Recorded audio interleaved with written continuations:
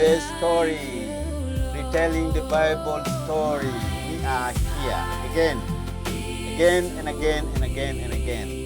I'm not quite sure. Have you already subscribed? This one is so nice. They are so good. They are encouraging. They are empowering. They are strengthening our life. Have you subscribed? The Living Messiah. Please support us, encourage us, just only by subscribing. I know you are enjoying, you are getting more out of this. It helps. If it's not you, it helps other people that live in your surroundings. It helps other people that you share the common idea with. Because anything that comes out of the Bible, it happened to human beings like us today. So there's nothing but the truth that has happened. Some are just story, as we are going to see. And the one that we are going to speak about is typically it's a story, it's a parable. But we know who Christ is. For the rest of you understand who Christ is, He gives a lot of an example out of the understanding, our normal understanding. But He has a perfect meaning in our life. There's nothing else that Jesus will talk out of human life, because that is the purpose that brought Him on earth. Just to talk about human life. All the parables, most of them that He gave is about human life. So today we are in a very special parable, which is the parable of the prodigal son. In the other word, we'll say the parable of the perfection. So, my brothers and sisters, today retelling Bible for the prodigal son, or in other words, we say the parable of the perfection. Many of us, or many people, live under a pressure of trying to get everything right.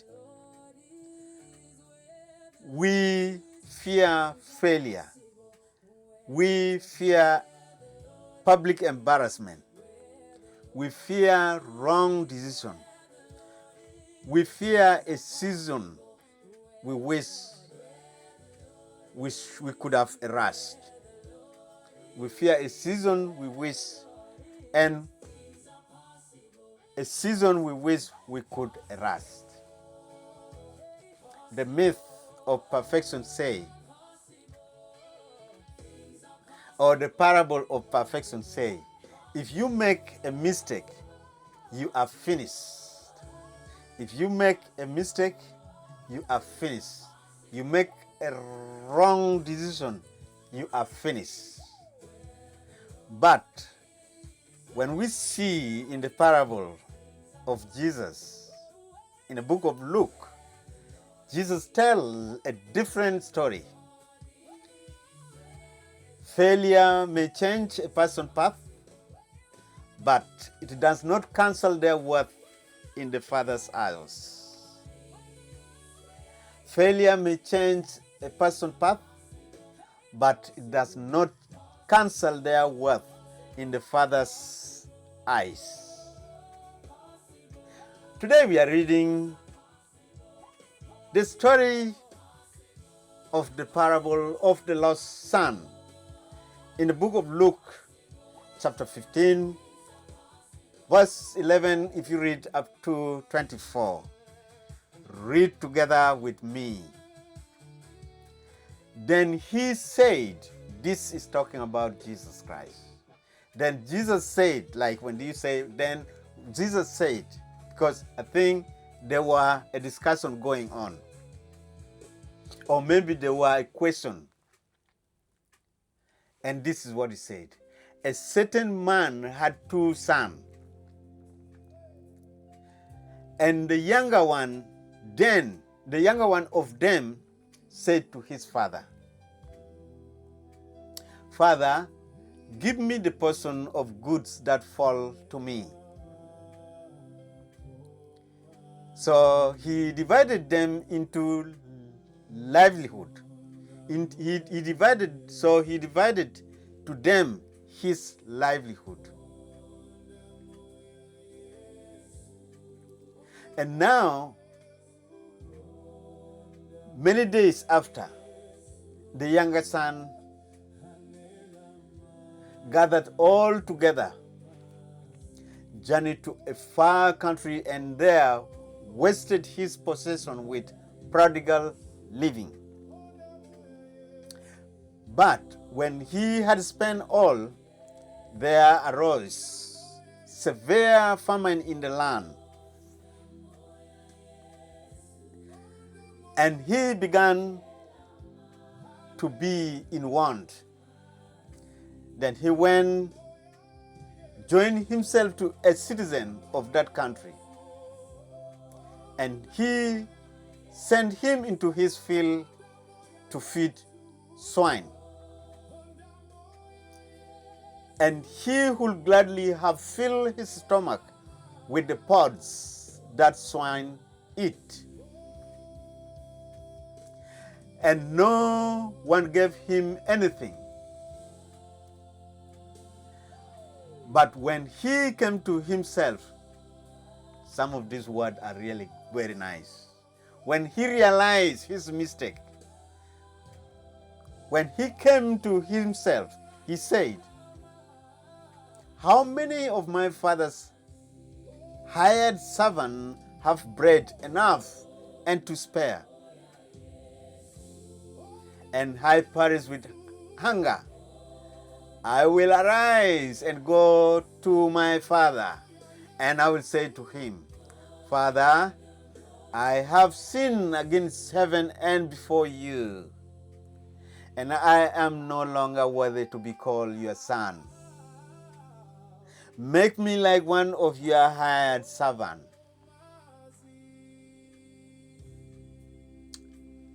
And he arose and came to his fathers. But when he was still a great way off, his father saw him and had compassion and ran and fell on his neck and kissed him. And the son said to him, "Father, I have sinned against heaven and in your sight, and I am no longer worthy to be called your son." "Father, good father." But the father said to his son, "Bring out the best robe and put it on him, and put a ring on his hand and a sandal on his feet. And bring the fatted calf here and kill it, and let us eat and be merry. For this is my son, was dead and is alive again. He was lost and is found." And they began to marry. Jesus Christ, funny story, but this is a real thing that is happening in the life of human today. All of us are lost children. I'm not quite sure if you are yet to be found by your Creator, your Maker. I'm not quite sure if you are already found to be embraced by the Father who always keep looking on the road to see when are you coming back. Jesus tells of a man who had two sons. The younger son asked for his inheritance. He left the house after getting his inheritance. He went far away and wasted all his possession with the prodigal living. He lived a prodigal life. When famine came, he hit rock bottom and found himself feeding swine. Then he came to himself and decided to turn home, saying, "Father, I have sinned against heaven and before you, and I am no longer worthy to be called your son. But while he was still a great way off, his father saw him and had compassion, ran to him, embraced him, and kissed him before the son could settle for servant status. The father restored him with a best robe, a ring, sandal, and a celebration. This is a declaration. He's declaring, this is my son, was dead and is now alive again. He was lost and now he's found. As I said before, have you found yet, or you are on the way coming? Most of us, we are lost. We are searching for a means to get back to our original place, to our Father, the creator of the universe, the one that takes care of us, the one that solves our problems, even if we are lost, even if we go astray.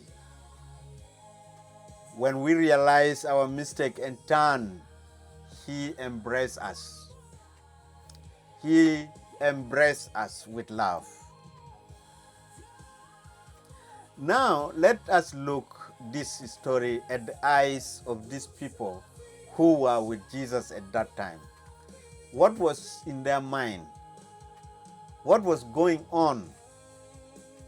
In the unseen context, the younger son's request was deeply dishonoring to ask for the inheritance, while the father was still alive, was like saying, I want your possession more than your present.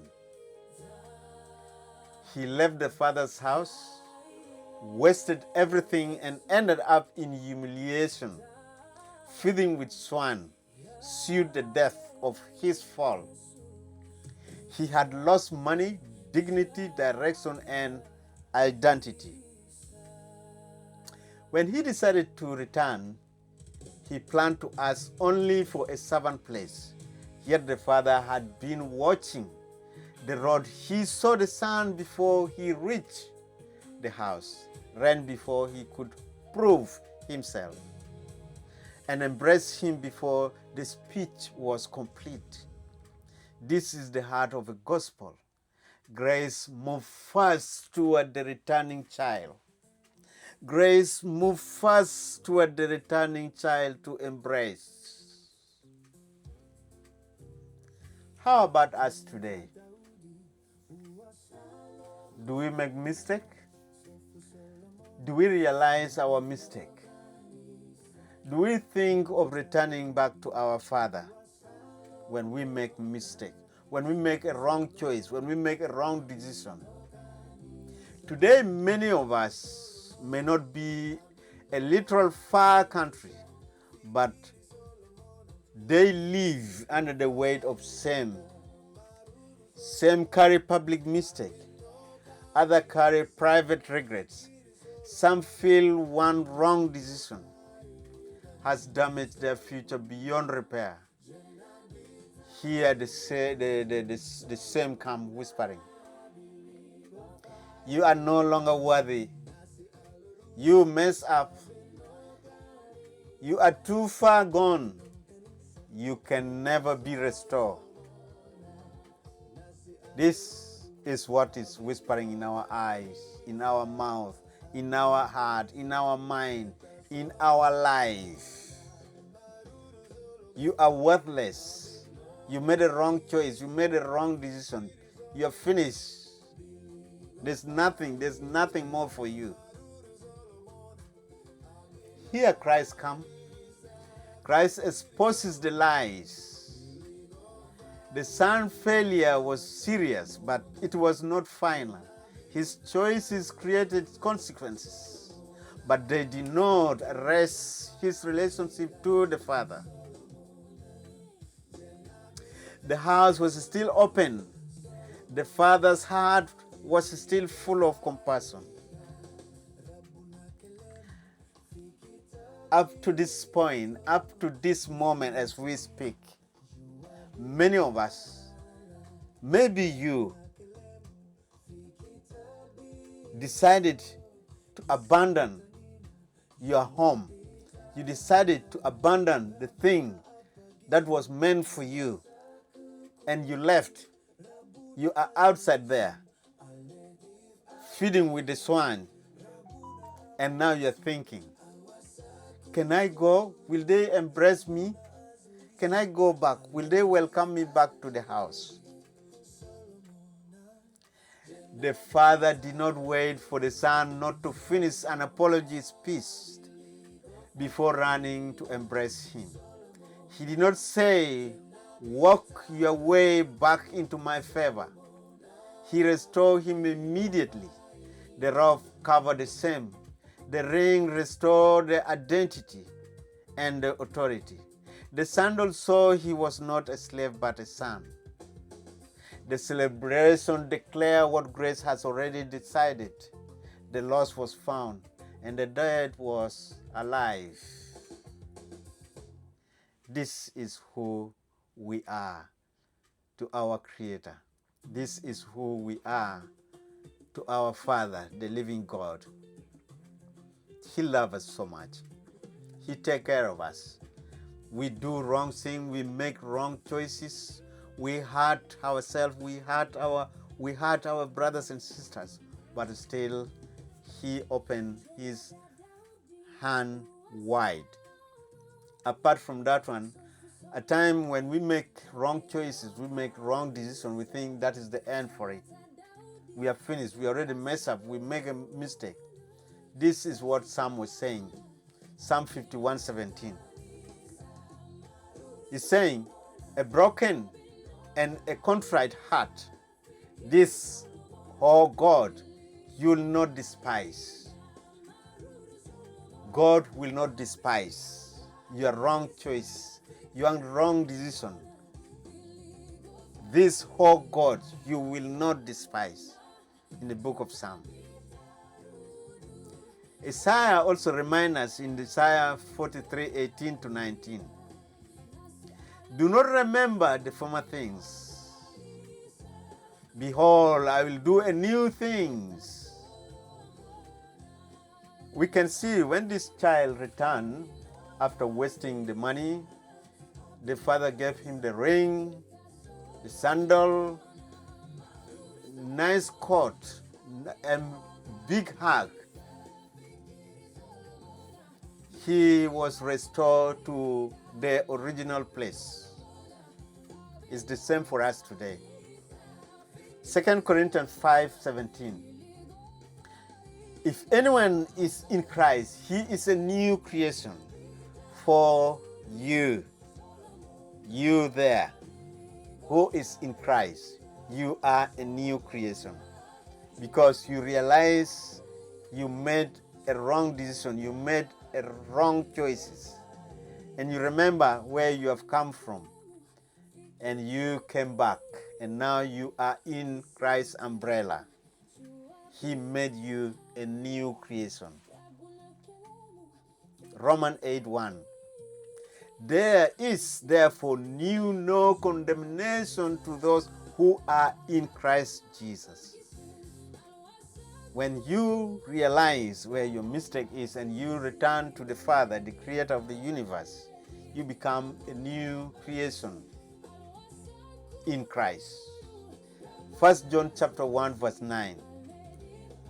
He is faithful and just to forgive us our sin and to clean us from all unrighteousness. Why did he die? To clean us from the unrighteousness. We are not worthy to be called the children of God. But because we realize our mistake, then now we are the children of God. Brothers and sisters, more specifically you are watching there, your mistake may alter your path, but they never alter your worth to the Creator. A wrong turn changes your circumstances. A wrong turn changes your circumstances, but it does not change the Father's heart.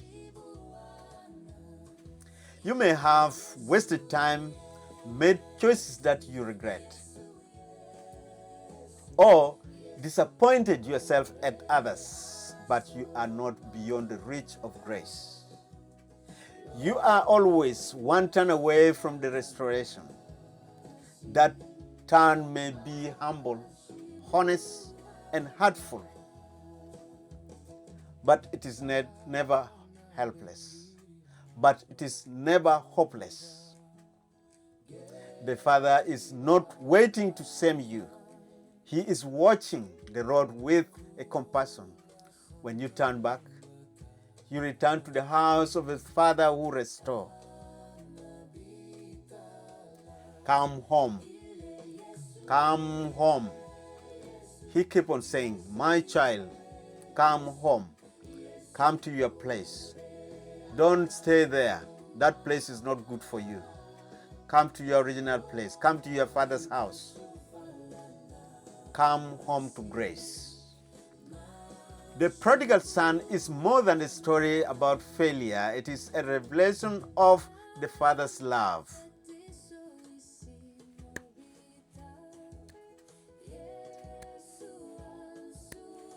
Sultan is the king. It is more than a lesson about waste inheritance. It is a message of restored identity. It is not a center of shame, but a grace that runs, embraced, covers, restored, and celebrates the return of the loved one to their homes, to their original places, to their Father's home. Come to your Father's house. Come to your home. He is calling all of us where we belong to. Do not let myth of perfection keep you in a far country. I'm not worthy. I messed up. I finished up the money. I did this. I did that one to these people. I will not go back there.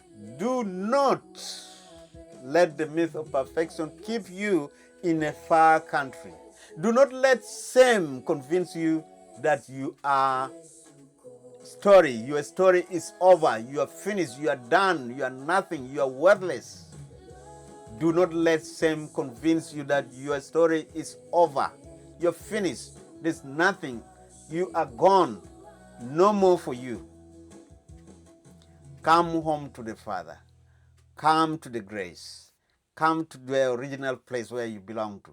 Receive His mercy. Stand against in identity. Stand against in identity. He gives in Christ. Failure does not have the final word. The Father does have the final word. So, my brothers and sisters, always as we speak like this, sometimes word like this goes deep into our heart because we go through a lot in life. There are things that sometimes we made that make us feel worthless. There are some choices that we made in our life in the past up to today. Many people still hang on to them. But let's look at this parable as Jesus was telling. In all this story, it reminds us that mistakes might change our path, but they never change our worth to our Father, the Creator of the universe, the one who takes care of us, the one who solves our problems, the one who loves us more than anything that we see around us, the one who loves us more than our parents, more than our brothers and sisters. We can see the younger son wasted his inheritance, hit rock bottom and returned home expecting to be treated as a servant. But the father ran to him, embrace him, restore him as a son before he could finish his apology. This is the heart of God's grace. Shame does not have the final word. In Christ, failure is serious, but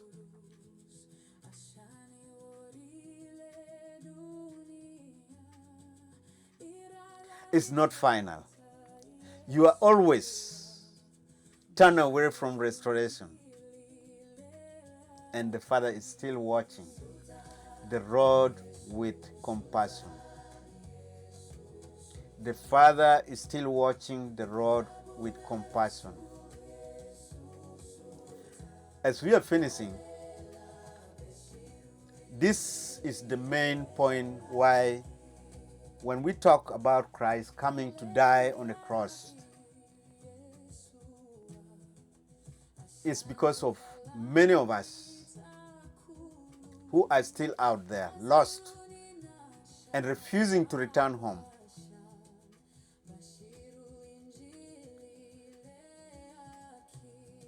He's calling you, just waiting for the ring.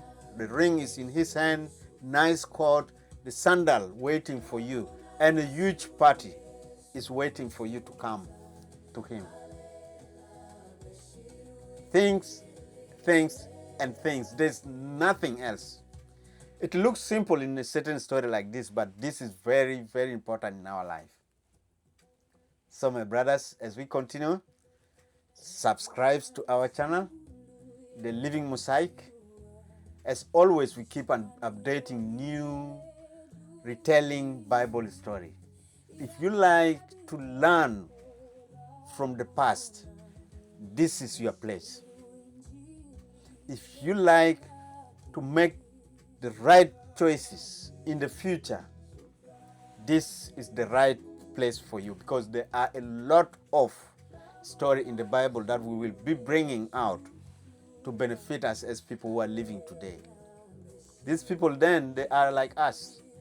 They did make wrong choices like us who are making wrong choices today.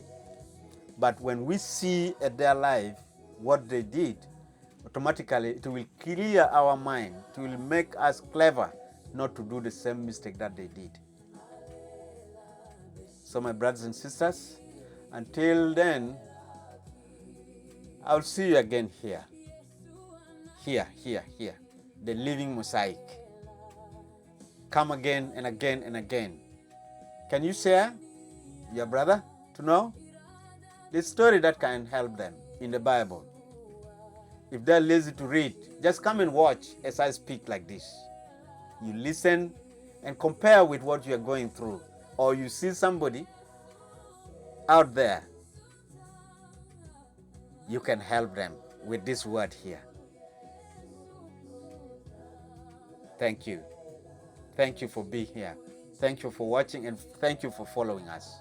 Until then, stay blessed.